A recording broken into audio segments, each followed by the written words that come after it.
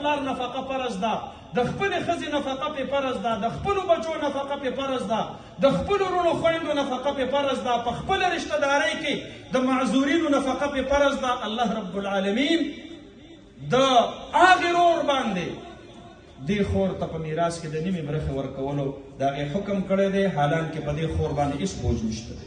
شریعت بیا هم وایي نیمه برخه به ورله ورکړي. مونږ وایو راشئ فیمینیسټو، اسلام سټډي کوئ.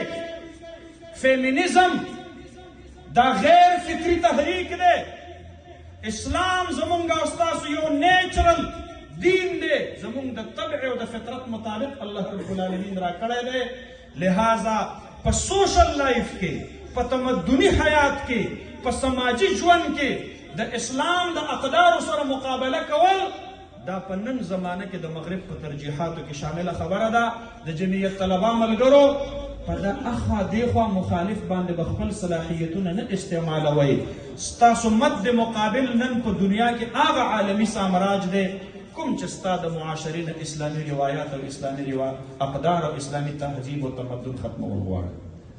په سیولایزیشن وار کې، په تهذیبي جنگ کې مونږ فخر سره وایو د جمعیت طلبه او د جمعیت علما ملګرو مونږ د عالم کفر مخې ته په فرنټ لاین باندې ولاړ یو.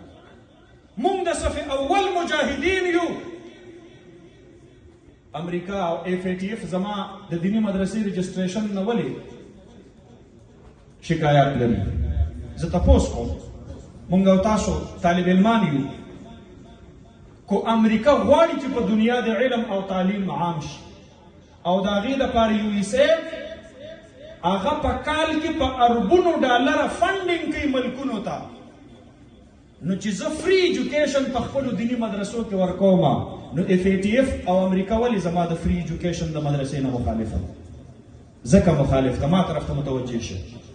زه په خپله دیني مدرسه کې ځوانانو ته او پیغلو ته اسلامي اقدار، اسلامي جامه، اسلامي تهذیب او تمدن او اسلامي لباس خایم او هغه دا نه مني. هغوی په 1832 کې چې د هندوستان دپاره کوم نصاب تعلیم تشکیل کو، لارډ میکالے هغه وخت کې رپورټ ورکو هاوس آف کامنز د لندن کې، ویل I have visited the length and the breadth of the India, never seen any beggars. وی لاړم د هندوستان په ټولو عرض کې وګرځېدم، چرته مې پکې یو سوالګری ونه لیدلو. وی د دومره اعلی اقدارو، د دومره اعلی اخلاقو مالکه خاوره ما دا فیصله وکړله چې تر څو پورې د دې د نصاب نه ما اسلامي علوم نه وي وباسلي، تر هغه وخته پورې موږ په خپلو مقاصدو کې نشو کامیابېدلی او دا خاوره موږ غلامه نشو جوړولی.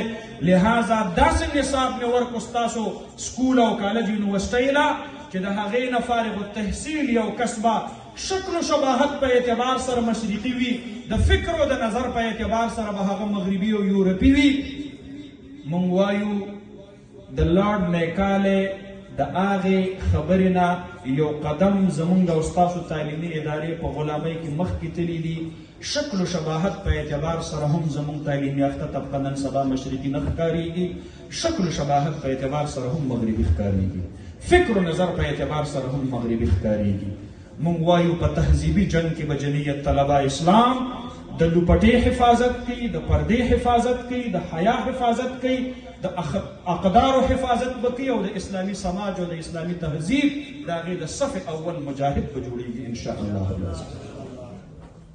زما وزیر دفاع صاحب هم د دغې تعلیمي ادارو نه او د دغې نصاب نه فارغ التحصیل دی. نو بله رضوایي وی محمود غزنوي اخو لوټیرو، سوچ کوئ محمود غزنوي لوټیرو او د دې نه مخکې وی